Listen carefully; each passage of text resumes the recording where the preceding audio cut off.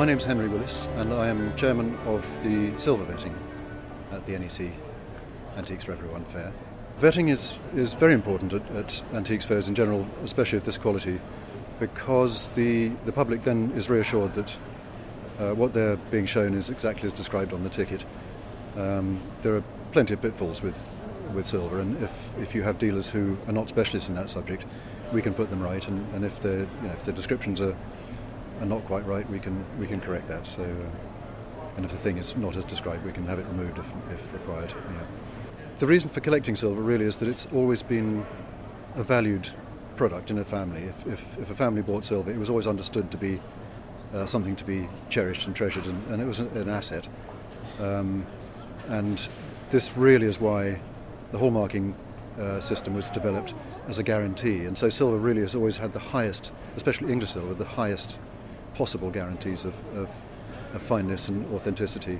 As it's the 25th silver anniversary, effectively, of the fair, I think it's a very good turnout, and the silver especially is a very high standard this time. And because in the vetting process we, of course, will remove things if they're not authentic, we've found very few things that weren't as described in this fair. And so what is happening, it seems, is the level of expertise is gently rising, and always has done over the previous few years, and it's a very impressive fair. Well, this is something that belongs to an exhibitor here, and it is a 17th century lighthouse caster, sugar caster. It dates from about 1690, and it displays really an awful lot of the different processes used in making silver. It's got casting. This will be raised from a sheet. This is actually sheet made into a cylinder and then soldered. This is chasing, that is engraving, that's piercing. It's got really everything going for it. The only thing about it is that the exhibitor doesn't know where it comes from. There's a maker's mark here, and it's only got a maker's mark, but it's absolutely authentic.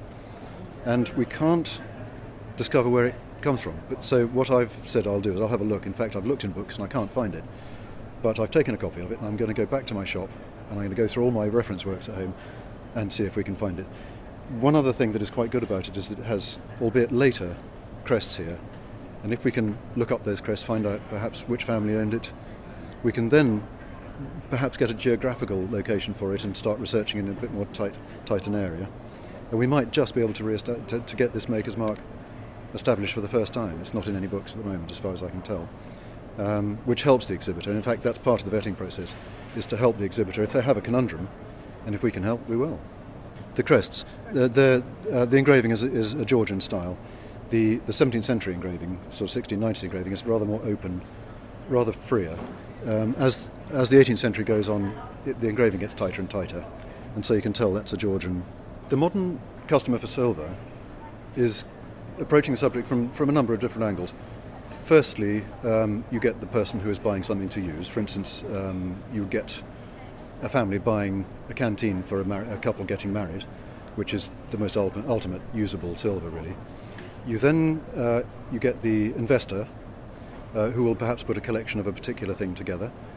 You'll get the academic who will want to put a study collection together. This particular piece of silver probably will go into a collection rather than being used as a show caster, because it's a little bit too old to be used as an everyday piece of silver. And because it's a good display piece, it can sit on a mantelpiece or in a display cabinet, maybe surrounded by other similar things or things of the same period. People collect either reins, or they collect things of similar function, or if, for instance, Tate and Lyle, I seem to think, collect or have collected in the past things to do with sugar in general. So this could end up in their collection, for instance. So there are corporate collectors, there are users of domestic silver, which is really where it all began, of course. And there are academics studying the obscure things like this mark. If I can find that, that'll fall into that category as well, you see.